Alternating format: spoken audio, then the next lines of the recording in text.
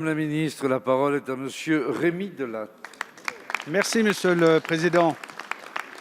Monsieur le Premier ministre, je souhaite vous interpeller sur la prédation de plus en plus grande et fréquente en matière économique qui vise l'ensemble de nos secteurs d'activité, en particulier ceux dans lesquels notre pays excelle toujours. C'est parfois l'histoire, comme celle d'Essilor International Dijon, d'un mariage entre égaux qui, 4 ans plus tard, se transforme en véritable prise de contrôle. D'autres fois, comme pour la paire, c'est une simple cession à un fonds de pension dont les objectifs restent peu lisibles. Certes, il arrive aussi, dans quelques cas heureux, que le prétendant rentre bredouille dans les sphères de la finance mondialisée, laissant aux salariés de l'entreprise convoitée le soulagement de rester la force vive d'un fleuron sous pavillon français. Alors que les 15 derniers mois ont révélé combien une nation ne peut rien sans sa souveraineté économique, la menace de groupes étrangers faisant main basse sur notre industrie, de façon plus ou moins hostile d'ailleurs, est bien réelle.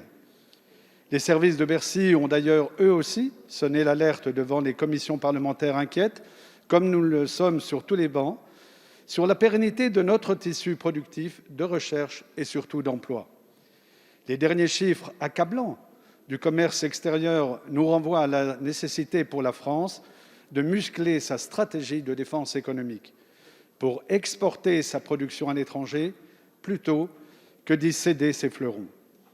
Face à la menace de prédation économique, plus que de dire que nous sommes en guerre, je souhaite savoir, Monsieur le Premier ministre, quel dispositif vous comptez mettre en œuvre pour préserver notre souveraineté économique, nos fiertés technologiques, nos entreprises qui font réussir la France et, in fine, le savoir-faire des travailleurs dans notre pays.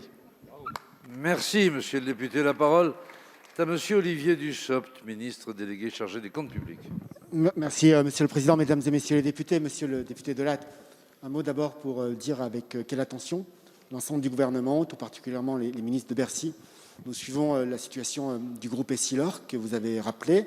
Nous savons que les opérations de fusion qui ont été engagées en 2019 ont rencontré un certain nombre de difficultés. Nous savons aussi un certain nombre de contentieux et nous veillons de manière extrêmement attentive au maintien de l'emploi et des activités d'Essilor en France et tout particulièrement aux projets en matière de recherche et développement qui sont aussi des gages à la fois de complémentarité avec d'autres acteurs de la filière et de maintien sur le territoire. Plus largement, vous nous interrogez sur la manière dont nous pouvons protéger des entreprises stratégiques.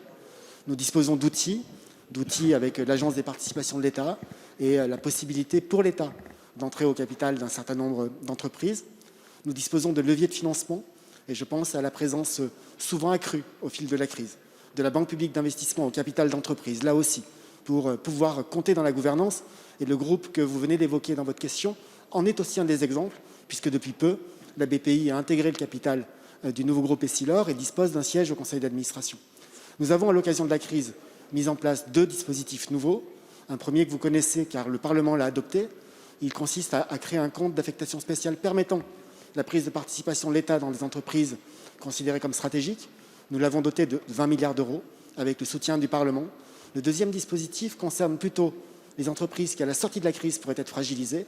Ce matin, Bruno Le Maire, aux côtés du garde des Sceaux, ont annoncé un certain nombre de dispositions, dont la transformation du Fonds de développement économique et social en fonds de transition, doté de 3 milliards d'euros pour permettre à l'État d'intervenir, d'agir en matière de fonds propres et de liquidités et de soustraire à la prédation des entreprises dont on considérait qu'elles sont stratégiques. Merci, Monsieur le ministre.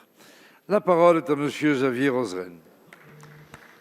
Merci, Monsieur le